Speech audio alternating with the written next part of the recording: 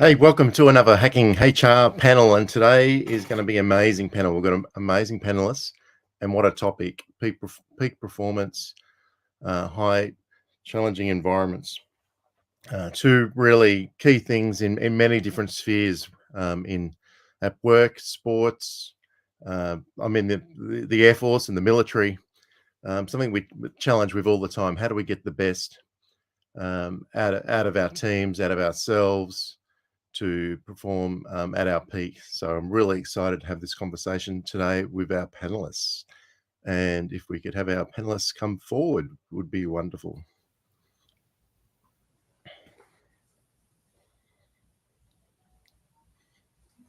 Hello, everyone. Hey. Hello. Hey, amazing. Look at this. We have Hi. 5 panelists. That's so exciting. It's going to be a really good hour. I'm really looking forward to discussing the topic with you all today. And so maybe to start this morning, if you want to just introduce yourselves, we'll just go around writing down. So Alison first. Hey, good morning, everyone from Seattle, Washington in the US. Excited to be kicking off this new month on health and well-being with Hacking HR. I'm Allison Dillon Robinson. I lead diversity, equity, inclusion, and employee engagement at Cruise. We build autonomous vehicles in San Francisco in the US. Really excited to be here. Excited to be here with this great panel. Thanks for having me. Thank you. Welcome. Good morning, everyone. My name is Terrence Cooley. I'm the Chief People Officer of an advanced R&D lab out of the United States Air Force. I'm hosted about an hour from Sacramento, California, so it's a virtual high five here near the Bay. My responsibilities are to build a world-class team of some of the brightest minds in the Air Force to solve the biggest problems that are vexing us to this day, and I am thrilled to be able to share some of the things that we do here in the military to make that happen. Excellent. Thanks, Terrence. Morning, Jess. Good morning. I'm excited to be with all of you today. Hi, I'm Jess Goldberg. I teach leaders how to communicate with influence. I'm an executive coach and I teach leadership and communication skills at Columbia University, and I'm really excited to dive into this topic with all of you today. So should I introduce myself directly over here? Yes, please. Thank you. So my full name is Khalil Zafar, and like others, I cannot say good morning because I think I'm in a very different time zone. So currently in Dubai, so should be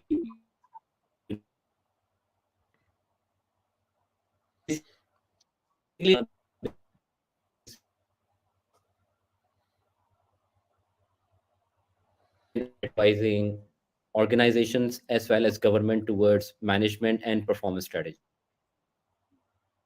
Thank you. Yeah.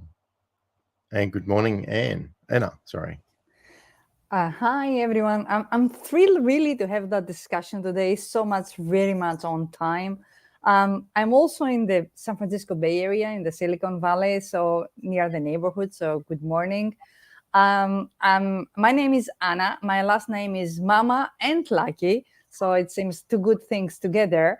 I really do drive organizational effectiveness within the organizations through redesign, transformation, and the workforce strategy. I'm very much excited about the discussion we're going to have because this is a wealth of knowledge within this panel. Thank you very much. Thank you, and thanks everybody. Yeah, how exciting, and how we're looking forward to the conversation. So maybe just to start, let's just start pretty simple. I'm just wondering what are some of the core principles of peak performance that can help individuals thrive in high pressure environments? Just wondering if we want to start with that nice simple question, pretty as an intro. Who'd like to? Anna, yes. Well, I would like to start by simplifying the whole thing because a lot of times we complicate things within the corporate environment. So yeah. It's really true. I mean, peak performance is to know where you're aiming at and do your best. That means really to serve very efficiently the goals that you have as a business or as an organization. And when you do that through the process, everyone is satisfied, happy, because we tend to forget that. That means all your stakeholders are happy, your customers, your suppliers, your employees. So that is peak performance. I mean, a little bit twisted by me. Thank you. Who else wants to add to that? Jess. I'm happy to jump in. I saw Terrence and I both unmuted at the same time, so it's always a little bit hard sometimes on virtual to decide who goes next. But yeah, I'm happy to build off of what Anna was saying, which is that I really think that when we think about peak performance, one of the key things to think about is direction versus speed. And so often we're rushing to try and get something done fast, and it's not about being fast. It's about knowing what direction we're heading in, and that's really what's most important: is how do we achieve the goals that we really want to achieve. And you asked about what are some of the qualities that make us capable of our peak performance. So that first one is what I was talking about, being able to know our direction, just kind of building off what Anna was saying, knowing what our direction is that we're heading towards so that we can be the most efficient moving towards that goal. The second key principle that I think is really self-awareness. In order to be a great leader, in order to lead people towards a great direction, we have to be aware of where our strengths are, where our weaknesses are, and what we need to have help on in order to drive us forward. Where are we lacking and where can we have other people pick up? And I'll let other panelists pull in some of the other details of things that they think might add to peak performance. Thanks, Jess. That was great. Terrence. Yeah. So one of the things that we're really, really focused on is taking some of the thought out of an activity. So not necessarily don't think, please don't take this out of context, but repetition. So we are often doing many of the same tasks over and over and over again, not out of monotony. We try to, mix them up a little bit, but in the moment when it matters, it should be so natural to just execute on what needs to happen that the person shouldn't have to waste time thinking. It shouldn't be any roadblocks. It should happen and it should feel organic and they should be able to move from point to point to point. So repetition is a big part of how we built that. The other part is developing an organization that prioritizes trust and accountability. Trust allows them to know that they will be able to be empowered, that we can give them the ability to do what they need to do because we say, hey, we trust you. You're a subject matter expert. Go forth and do what you do best. That's why we hired you. The second part is accountability. When we have people that we trust, you have to make sure that you're following through, make sure they are doing the things and going in the direction that we're hoping that they go, course correct when necessary. And then when people are out of compliance with expectations, holding them accountable, or that will bring down morale. When morale drops, it does not matter how peak your performance is. It does not matter how great your organization is. If no one is motivated to be there, if they're still there, they are only going to give you minimum effort. Thanks, Terrence. Anyone else want to add on to that? I would like to add one thing. You posed the most difficult question up front. So Sorry. I think, yes, I think when we say peak performance, so not only the employees, but also the organization needs to clarify what that peak performance means. And unless and until both combine together, there cannot be great results. So someone can have great motivation to do wonders in an organization or in his career, but unless and until the organization is not supportive or the culture is not supportive, the peak performance or the productivity cannot come. So it's not just one word, it's a combination of entire HR management systems, strategies, where your corporate culture, your hirings, your performance systems, your everything, processes, procedures, everything is involved. And unless and until everything is aligned together, gelled together properly, the concept of peak performance is very disturbed. So this is my point of view. No, that's really good. And we've had a good combination of different elements, I think, that's that started to weave this together.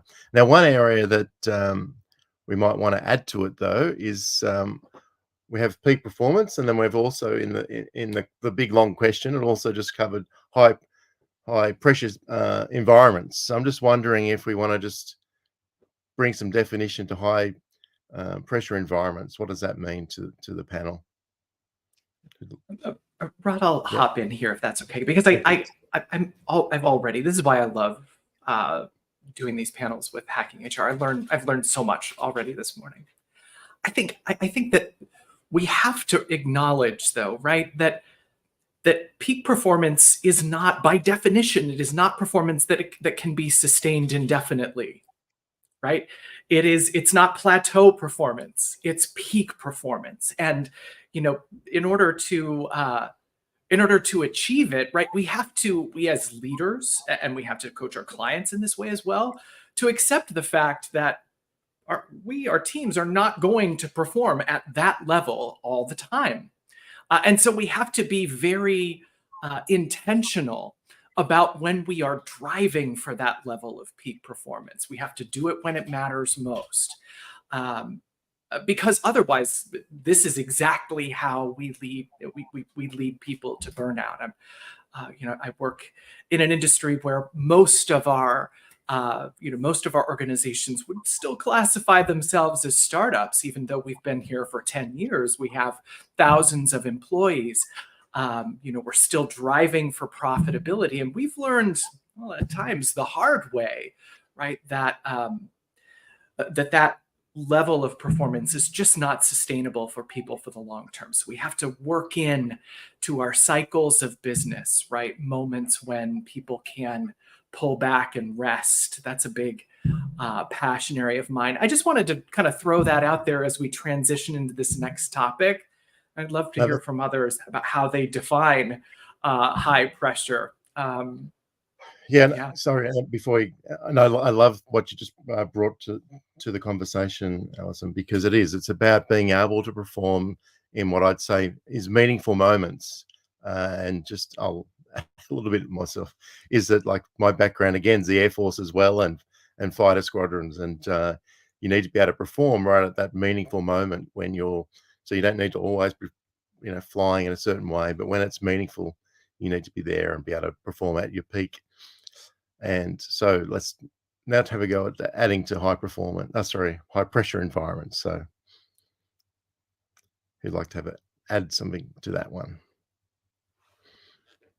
I'll jump in. Taryn. Thank you.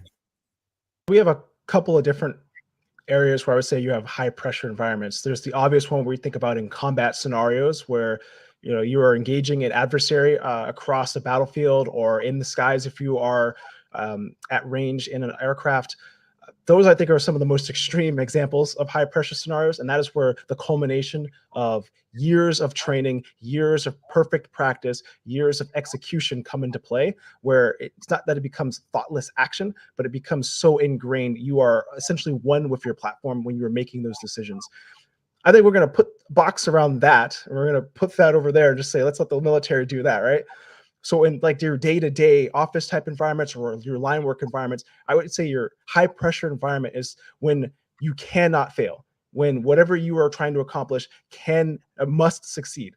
So an example I would use is we tend to bring some of our most junior people into the room who are subject matter experts in their field. And in that room, there may be a 3 or 4 star officer who's going to take what they say to them and act on that guidance, and it's going to have an impact on the rest of the Department of Defense, the rest of the Air Force. That person is going to be in a high pressure scenario because without a lot of experience, without a lot of exposure, they may say something indirectly, they may improperly communicate what they are trying to get after, and that senior leader is going to take them at face value, maybe question them for clarity, and then act on that. That is a no-fail scenario. So building the individual up so that they are prepped, so that they have the information that they need, so they know how to communicate effectively, so that when they are stressed, they take a moment and pause, so they don't keep speaking and making those ums and ahs. They actually will be strategic in their speech so that there's still attention being delivered. That's when we think about, and I think, a common environment of a high pressure, no-fail scenario. Thanks, Terence. If I can chime in, I mean, there is no doubt that the military environment is high pressure. I would like to bring that within the environment of the corporate world. Take, for example, manufacturing, heavy industry manufacturing, an oil drill. There are situations that might be life-threatening if not pursued, towards the right direction or within the right process. In that cases, not only quality matters a lot, time as well, but also you really need to follow religiously what is need to be done. In that cases, there is high pressure, and it might not be exactly the time, but it might be the fact that fatality might happen if things are not being done in the correct order or way. I would like to say that these kind of work environments exist all over the corporate world in situations that heavy industry, heavy equipment is being utilized. In that cases, you really need to be very accountable as a person, as an organization, but most importantly, you need to devote the time required for the people to be familiar with what needs to be done, when and how. So in that cases, really, the strategy of development, learning and development might be very important in that cases. Those are all amazing points, Anna. I want to call out something that Valerie pointed out in the comments. She was talking about how there are other high pressure environments that she named: surgeons, first responders, maintenance workers. Those are all also very, very high pressure environments. And also, I think every job has its element of a high pressure environment, depending on who your manager is, what the situation is that you're currently dealing with. Tech startups, sometimes the individuals can feel a lot of pressure. Every day is make or break on the company. Are they going to raise the next round of funding? I was a journalist for a really long time. That was make or break. The accuracy that I would get on a story. If I gave out information that was inaccurate, that could make or break a political campaign. That could make or break how people think about an issue. And so everyone in their own way does have high pressure situations within their job. And it's important to recognize that. And then, as Allison was talking about before, we need to have these periods where we balance. We try and figure out, how do we give rest to those when you are in a high pressure environment? If you are a leader, you need to recognize and realize, where are the points that are high pressure for your team? How can you give them all the resources, tools, and resilience to help them build them up, so in those high pressure environments, they can perform at their peak? Terrence was talking about, consistency and being able to build the tools that person needs to be able to do their job well. That's really important. And then how do we also slow down and, give a little bit of rest after they've performed really well? How do we praise them, make sure that they feel that they've done their job well, so that they can build up the capacity to then do it again? Thanks, Jess. I can relate with Jess because I started my career as a journalist as well, so I can understand the issues that comes with this profession. I work a lot with the IT sector, and the IT sector in the Middle East and in South Asia, Pakistan and India. And I think there is one practical thing that we need to keep in mind, especially across different regions. Everyone is in a different place. So what we define as a high pressure environment is in US is going to be totally different than what we have in Saudi Arabia or in Pakistan or in India. So we use a term in Urdu and Hindi called as the Sethia culture, where the owner started a small scale business. It becomes a multinational company, but the owner still has the same mentality of counting things like how many cup of tea a person has this day and how many glasses of water a person is taking. So there's a typical word for that called the Sethia mentality. In the IT sector these days, which is a multi-billion-dollar industry in South Asia alone, the youngsters, work approximately 18 to 19 hours per day. No doubt they are getting paid very, very good amount, probably. And I'm not exaggerating, somewhere closer to what people are getting in Google and in Microsoft. This is how much the money is right now in the IT sector in South Asia. But when we talk about how that performance and how that pressure environment is affecting their overall well-being, how it is affecting their culture, that's a whole set of different domain.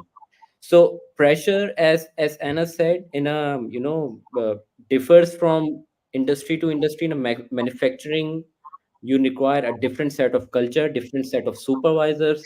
For a culture like Pakistan and India, I'll share some insights with you. To manage the HR, people go for someone who has a military background, because they know these people would not listen to an ordinary person unless and until there is someone with a strong, character to, make them work. So pressure, the definition will itself change depending upon which part of the industry you are and in which geographic region you are. So people listening in South Asia and in the Middle East will relate to that. Uh, but I think what we need to communicate to the people is that as a leader, you need to create a culture that is conducive to, work-life balance. It helps to create a better workplace which is in line with the best standards and practices. Thank I Yeah.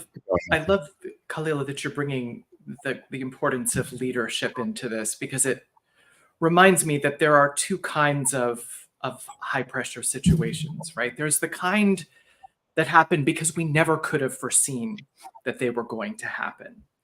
And then there's the kind that happen that we could have foreseen if we'd invested the time and effort in looking ahead in the way that leaders should, but we didn't. And now we're in the middle of them, right?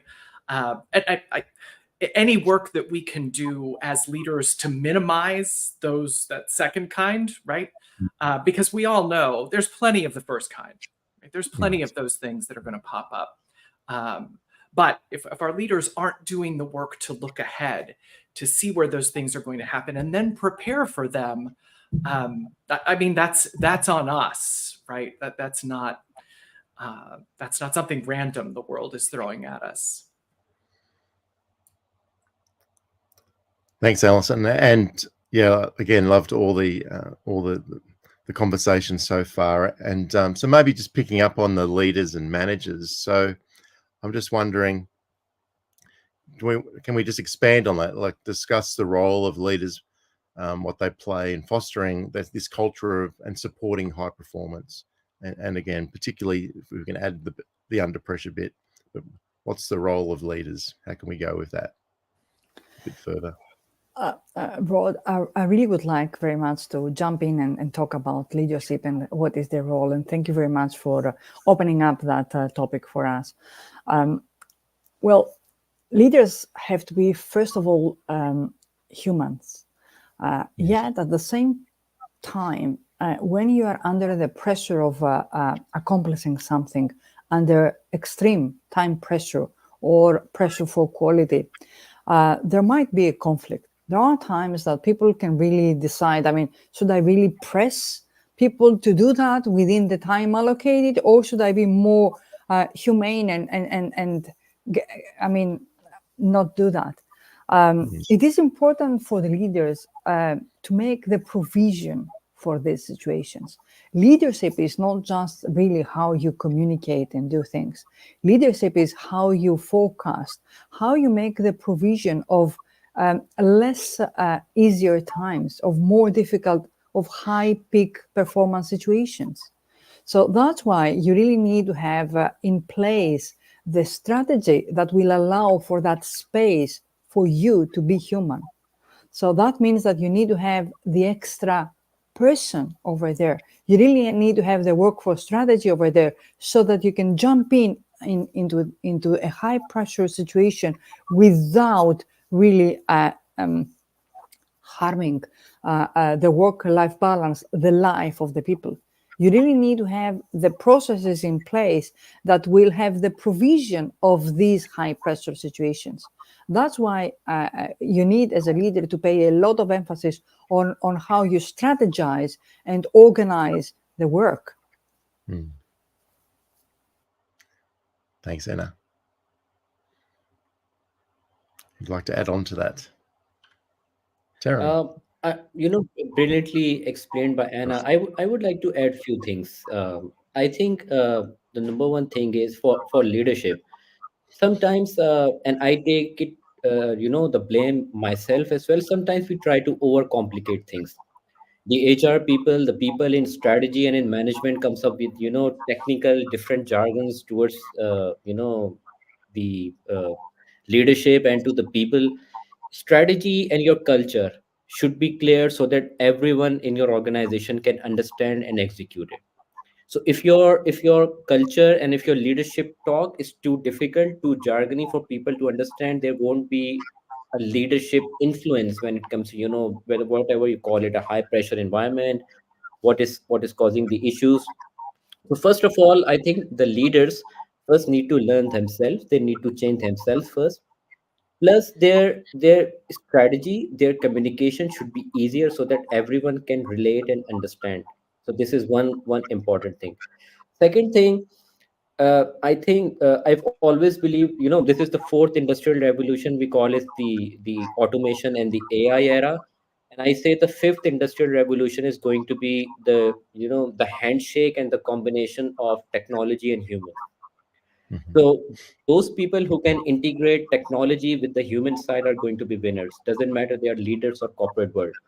So leaders need to automate processes, but on the other hand, they need to be humane as well. They need to understand what human wants. What are that is why the organizations are being run by people, processes, and technology. So this is a combination of that. So if you try to automate everything, your environment, your pressures, your processes are not going to change. But if you ignore the people part, it's going to have an impact. So for a leader, the simplest methodology is try to link things related to technology and the human side together. Thank you. Oh, Very I good. love that you said that. I love that you brought that up. So my background is actually I started in IT systems. I was a wireless systems technologist, and now I'm a chief people officer. How did I get here? And I spent a little time as a cyber threat hunter. And some of the things I've kind of picked up is like, yeah, we do, especially on this side of the world, tend to use a lot of processes. I think I have made it a personal thing to cut back on how much we automate the hiring process. We do 3 interviews, right? And that's one of the biggest, to me, one of our highest pressure scenarios is when we're bringing somebody into the organization. We're not looking for a culture fit, we're looking for a culture add. And so always making sure that we have that human element and touch. Technology is going to filter things out that prevent us from finding that right person. And many times when I say I want this person over here, well, I find this person over here who fits the bill better because of their unique background, their unique interdisciplinary approach, brings more to the organization and expands our ability to solve more problems. So to me, a lot of this is bringing in that technology lens and putting that human-centered touch in it allows us to take advantage of the automations that we're bringing to reduce high pressure situations on our teams. When we think about forecasting, I love workforce development. I'm a big fan of succession planning because in the military, we do tend to have people who will leave after 2 years. So I'll give you an example, story time. We're doing a big expansion, bringing in 190 people into a new organization that we're drafting out and building that will start operating in about 4 months. We started hiring 3 months ago. I have 190 people I need to hire in 3 months. This is a pretty high pressure scenario. I have my entire team set up with subject matter experts on the things that they care about. My only job is to assess character. That's it. When my team tells me this person is technically proficient and I go, I think they've got a great character, 2 interviews, we're done. If there's ever a disconnect, I can bring a third person, third interview, good to go. 190 people done in 3 months because we didn't overcomplicate processes, because we didn't overthink things, we didn't overuse technology. We leveraged it where it makes sense, but we're putting people first. Now, again, these are internal hires. Your processes may vary, but when I'm hiring someone from the other side of the world and I need to relocate them, being able to assess their culture, not assess the culture, being able to assess their performance and their character is core to ensuring that when they come in this organization, they understand, they are prepared, because yes, we are a very high pressure environment. But then the other side of that, and kind of where I want to leave this, is once you got people in, you've planned out your workforce, you know who's going to get ready to leave, you know who's going to replace them, you've tapped your talent. How do you model an organization that as a leader, you are showing this is what we value? And so when we say, hey, leave at 5 o'clock, you come in at 8, leave at 5. If I am staying at 6, 7, 8, 9 o'clock, no one will take me seriously. I have to leave when we say we're leaving. If I'm sending you a text message or email because, I just want to make sure I don't forget this. No, I write it down. Because if I send that at 9 o'clock at night, that creates an expectation that that person needs to be ready to receive it and act on it, even if I told them not to. And that creates a high pressure scenario. I got to be on all the time, and that'll lead to burnout. So leadership is as much about setting up the environment and the culture as modeling that culture and maintaining that culture so that everyone knows these are the expected norms that we want to carry through. I said a lot of things. I'm going to go now. You did, but you added lots of great points. And maybe I'll just, if no one else wants to go further, I'm just wondering about in setting up the environment. I really think a leader's role is very much about setting the environment for the team, for the organization. I'm just wondering, how do you see how you can reduce the perceived pressure? Because maybe high pressure, it doesn't need to be high pressure. So how do you actually help enable the employees, the teams, not to feel so much pressure, so they can perform at their peak in that environment? I'm happy to dive in on that one. So Thanks, Jess. about a decade ago, Google did this study where they wanted to look at, it was called Project Aristotle. They wanted to look at all the teams and see which teams were the highest performing teams. And when they analyzed all their teams to figure out which ones, what are the characteristics, what are the traits that make their teams the highest performing. Now, this will come at you a little bit surprising if you don't know this. The key trait that made their teams the highest performing was psychological safety. So I deeply believe as a leader, your job is to create that psychological safety. You know, many of the people already talked about this, touching on this lightly. But what this means is that you create a culture of trust, belonging, and safety for people to be able to take risks, to be able to feel like they can express their voice when something isn't going in the right direction.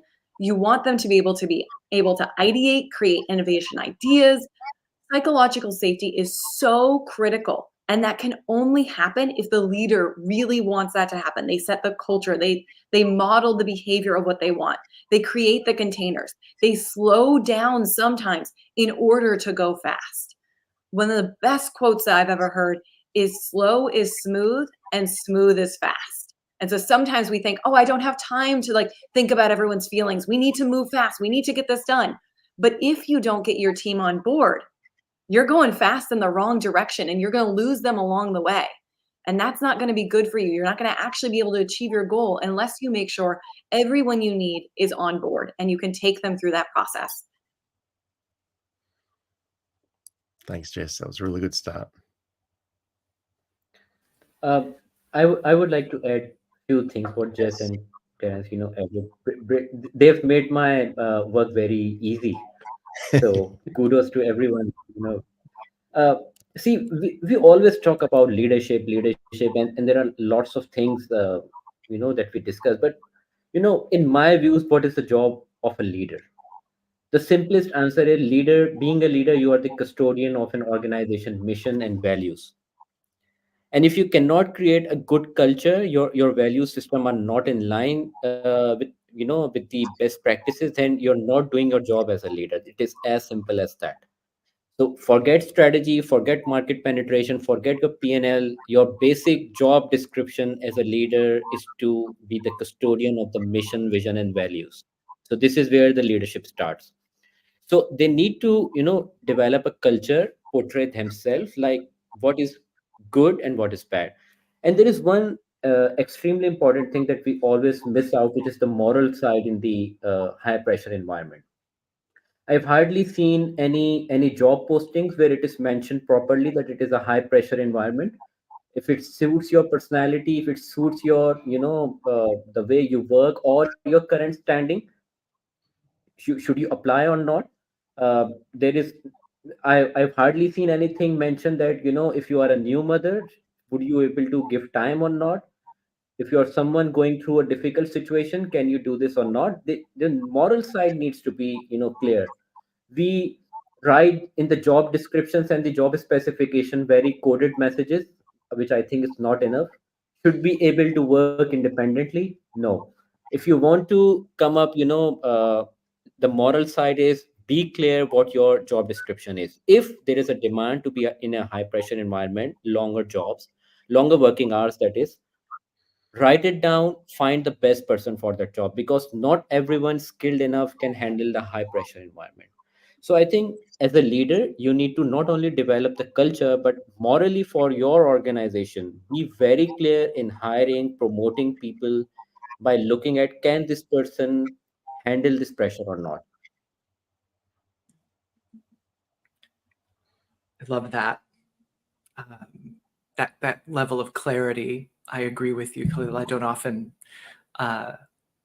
see, and that means many of us, many of our employees don't find out until it's too late, right? Until they're already in it. I love that. I want to come back to something that Jess said earlier this morning, and get on my soapbox about rest here, right? And I'll tell you, this does not come easily to me. It's interesting how many folks we've got here with military backgrounds talking about peak performance. I'm also was an Army veteran. I went to West Point and was an Army officer for a number of years. And it's kind of the definition of a high pressure environment, right? And I came out of that experience with a particular point of view on rest, right? And that it was rest is waste. If I'm resting, I'm not working, and if I'm not working, it's wasted time. And it's taken me 30 years, right, to work through that misconception about rest. I'm now one of my daughters and I, my adult daughter, is we're going on a climbing expedition to the Himalayas next month. We've been training for the last 6 months for this, and we've developed this mantra for each other. Rest is a workout, right? Rest is critical to the work that we're doing. And it's been important for me to shift my mindset and recognize that when I take a rest day or I lay down to sleep at night and set my alarm for a reasonable hour instead of a deeply unreasonable one like I'm inclined to, right? That I'm actually working. I'm working so that when the time comes that I have to perform at a peak level, I've got what I need, right? And all of this, I think, applies very directly to the work that we do as leaders and the work that we coach our client leaders to do in the business, right? We have to be at least as concerned about our team's rest as we do about their performance. And that means being aware of what's going on in their lives. We're coming back to psychological safety now, right, Jess?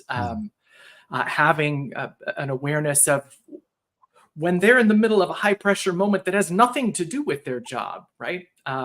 We're not two people. We're one at work and one at home. We carry those pressures back and forth between those two environments. I could talk about this all day, but I want to hear from others. So I'm going to sit back here. Thanks. If I may, I would like very much to connect us back to something that Khalil also brought up. Leaders are very much important, and I have coached leaders at certain periods that they had a lot on their shoulders in order to prove and create the conditions that we were discussing right now. But really, let's lift that from the shoulders of the leaders for the moment, because it's not only themselves that they can create this kind of environment. In order for them to do that, they really need to have the framework within the organization in order to act in such a way, which means that we need to have the right processes within the organization. And perhaps I would like to bring up the very important topic of technology, because if an organization really has adopted, for example, artificial intelligence, then in that case, the work that is required from a person to be done can be alleviated from repetitive tasks, and then the person can really devote that time to those things of high pressure that need really that human touch. That's why really when a business adopts new technology like AI, it's very much creating a new work environment, because in that case, it's not exactly the role that it is important, but the skills and the work content. So in that case, every role is going to be split between that part that can be technology-based and technology accomplished, and the other part that needs the human touch. And we need the humans for the human part. And I wanted to say that embracing this kind of technology really changes the way that we operate.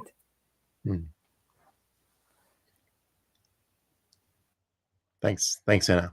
Now I'm just wondering, so we're in high pressure environments, it's possible that people make mistakes. So just picking on psychological safety, so from what Jess brought up. So I'm just wondering, what sort of strategies, what's some of the good modeling that leaders can do? What sort of to help when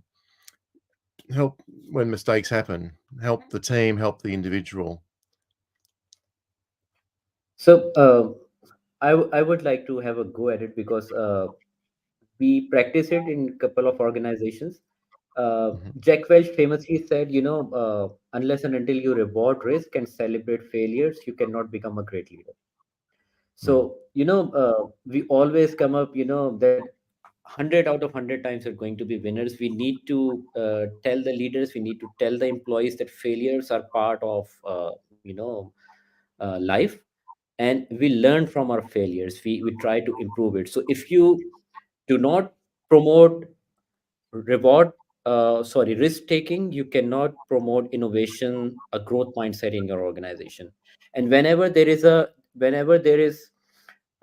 something in the mind of an employee that if he tries to do something, if they try to do something, it will lead in a failure, which is going to cause them performance appraisal, bad performance appraisal. It is always going to have a negative impact on the corporate organization. So forget innovation, forget great ideas, unless and until there is a proper leadership system in place. So as a leader, you need to understand not 100 out of 100 times it's going to be a win-win situation. If you start a project, there was a 20% success rate, few things got better, celebrate it. Even if you have to promote your employees, do it. 20% is still a better thing. So that works. What makes great leaders in great organizations, they reward people who have the ability to take risks, who can innovate. And this is the only way of developing a culture for a long-term business sustainability. Thanks. Oh, yeah, let me jump right on top of that. So we have a big part of our culture is what we call like a root cause analysis. And the whole point is to determine what went wrong in a project. So we are always celebrating the good things. We always make sure recognition. I mean, I make it rain when it comes to awards and recognition. At the end of a project, we'll sit down and go, okay, what went wrong? And we're not looking for blame. And we're very clear, we are not looking for blame. And a lot of times, and I would say 7 out of 10 projects, it is almost always based around communication. And when we trace that line, it comes right back here that I did not properly communicate what the need of the mission was for that specific project, what the expected outcomes, what were the measurables and deliverables, how did we scope the project, was there scope creep? And we can go through that all day, but when we get to that root cause analysis, it almost always comes to what we initially started as said, this was important. And so when we get to that, we're always, all right, so that's on us. We messed up. Let's do better. What did we learn from this? Let's document this all down, put it in our lessons learned. And when the next project starts and kicks off, we look back at that. How can we do better? And I generally say we do a lot better. And what has created in the organization is that people have come up and they're now, instead of waiting for the root cause analysis or the debrief to really dive into what went wrong, they're diagnosing it in the process and bringing up, hey, are we clear on this? Is this what you're looking for? I think we can make a difference here. And as they're bringing that up, we're like, yeah, absolutely. What else am I missing? How else can I help facilitate your success? It's the conversation that is starting to come around, where 2 years ago, people will wait till the last minute before, like, I think something's not right. And by that point, it's almost too late to fix it. So creating that sense of you can be safe to say that there's a problem, that there's something wrong, that we've made a mistake, that we don't have the right direction, and have that dialogue, I think is incredibly important to keeping teams successful. Thanks, That's Jess. so great, Terrence. I love what you were saying about making sure that we are not criticizing the person. That is one of the key things when we think about, how do we give feedback? How do we actually think about psychological safety when we need to give feedback or when we need to talk about something that has gone wrong? The key thing is that we need to separate the behavior or the action or the thing that went wrong from the person. We do not want to put judgment or bias or blame on the person for what happened. We want to look at it objectively as though we are two people looking at the problem or what happened without judgment or bias together to figure out what exactly are the behaviors or the actions that we took that went wrong in this scenario. And when we are able to do that by not blaming the other person, they're more likely to be able to look at that objectively too, and be able to then make better decisions in the future, or be able to figure out, okay, how could I have analyzed this differently in this moment?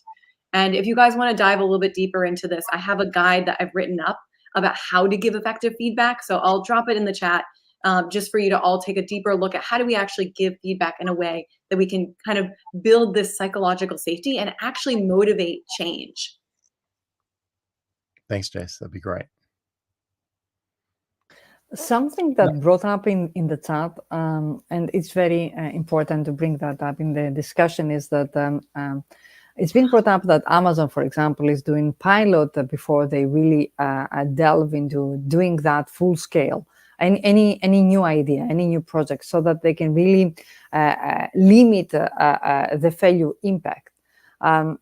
When you do that, that's a very great and clever thing. When you do that, you also prepare things at a smaller scale. So in the case, for example, of the project and how you communicate that, you make sure that you have the architecture of the communication strategy being built for the pilot part. So when you're going to spread the implementation, you just change the scale, but the architecture is already there. The communication architecture is already there. And that is very much important. At the same time, I would like to say that it is important for the leaders to have the framework in place, really to have the governance required, because they can't do everything on their own. They really need, the rails. And having the guardrails within the organization really helps. So in case, for example, of feedback or evaluation of a situation, or how you communicate things, if you really put down some kind of guardrails, you can really help people really rely on these things and move forward. So I'm very much a proponent of providing to the leaders the tools. They have so many things to do. Let's give them also the tools for them to work.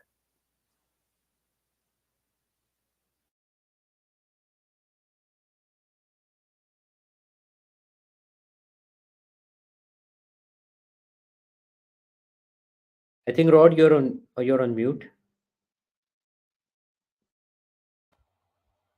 That's a bit silly of me. Thank you for that. Yeah, I was just saying our audience is very much a HR audience. I'm just wondering, from a HR perspective, what can we bring to the table to help the leaders or to be able to provide the right strategies for their teams and employees. Just building on what Anna just started. Oh, can I? Okay, so as the guy who's like really new to HR, and I'm having to learn all of these the language, the acronyms, because I come from a tech background and there's a lot of jargon there too. I always tell my team, try to speak plainly. If you can say what you're trying to say in a simple to understand way, not only will I understand what you're saying, but you can communicate that to anyone, which is why you hear that I try to be very plain in my language. I don't try to lean on too many acronyms and abbreviations because I don't know what half of them mean. I learned about what an EAP was. We've been using them forever. And I'm like, oh, cool. I didn't know that was an acronym, right? It kind of limits communication when you don't know if your intended audience has all the deep background behind all of those things.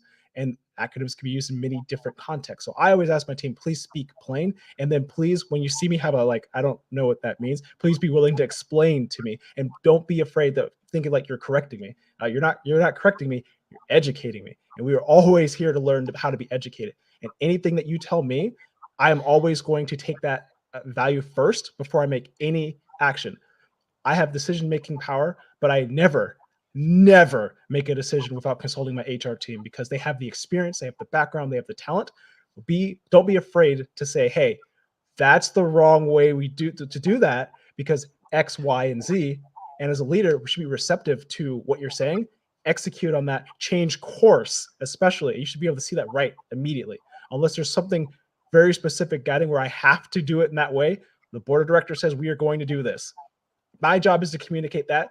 And I would always ask my HR team, like, how do we limit the impact if we already know this is going to be a bad course of action? So communicate. Please do not be afraid to call me out or any leader out appropriately. Thanks, Darren. Yes. Actually, my connection is a bit bad. We have a thunderstorm here, so if I, my voice breaks up, so don't worry. I'll try to come back. HR always has a backseat or a backstage role, and I think it's because the HR doesn't get involved in the actual business. They try to focus on a lot on the HR operations, that is the recruitment, the firing, the policies, and the procedures. But unless and until HR learns what the overall business is, they cannot, become a subject matter expert, and they cannot give good advice. So that's the first thing for all the people in HR: learn what their industry is doing, what their P&L is showing, uh, where are their customers, what are their processes. Learn everything about your business. And once you have good understanding of, come up with something, become a subject matter expert, give good advice to the leaders, help them drive good values, help them develop performance system which is achievable and can be implemented across the board. We always see compensation linked with skills and what we achieve, but we never see compensation linked with a high pressure job. So it can only be done if the HR has a stronger role, and HR can only play a strong role if it learns about what the business is. So people need to upgrade themselves, upskill themselves, learn about the business, and then go give advice. One last thing, by keeping it short: utilize data analytics. People analytics is going to give you very concrete results. So the leaders are not going to listen to your theoretical things, but if you can show them what the data says, and if you can back it up, then your case is strong. So utilize data wherever possible.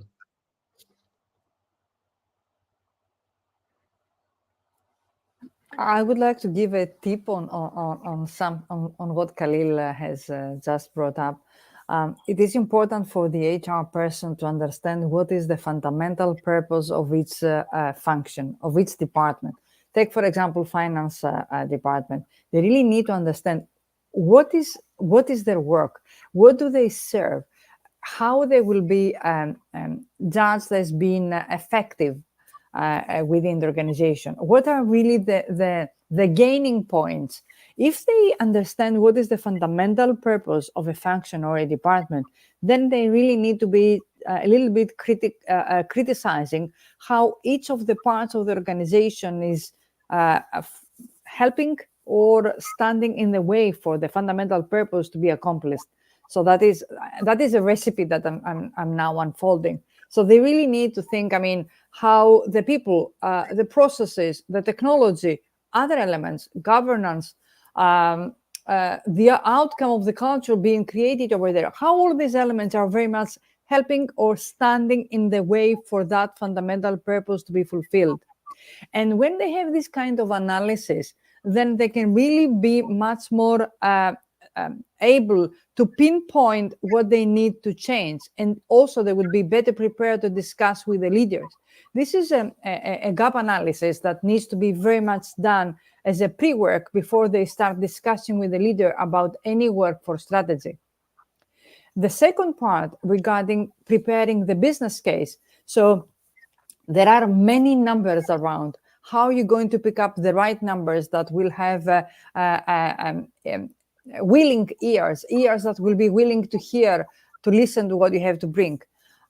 You really need to pick up those numbers that are serving the fundamental purpose. So from the numbers, from all the analytics that exist out there, for all the business intelligence that exists over there, pick up those numbers that are very much linked to the fundamental purpose of the department or the organization.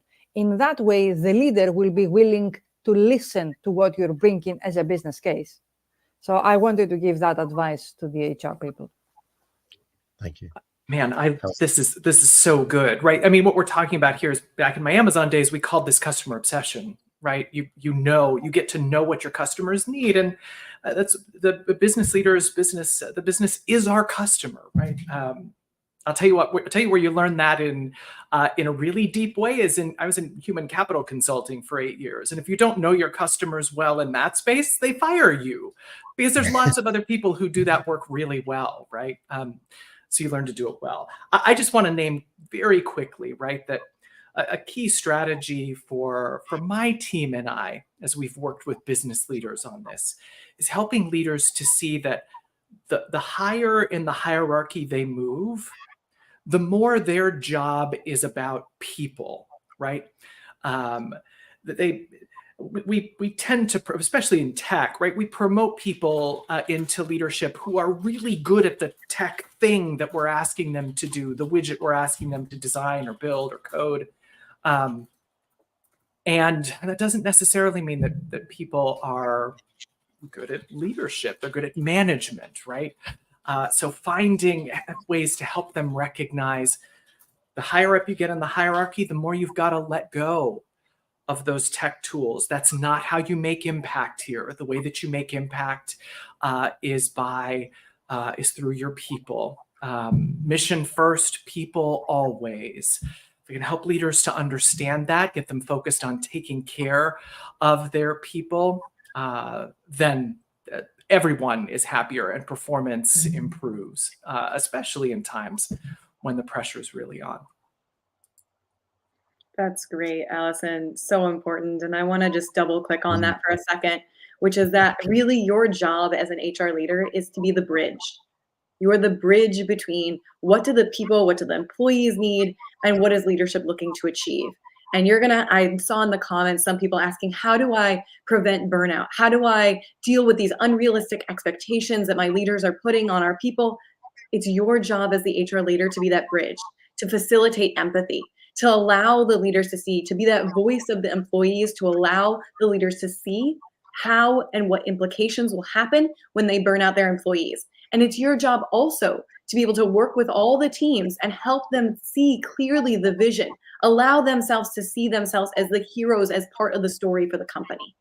And that is your job as a leader.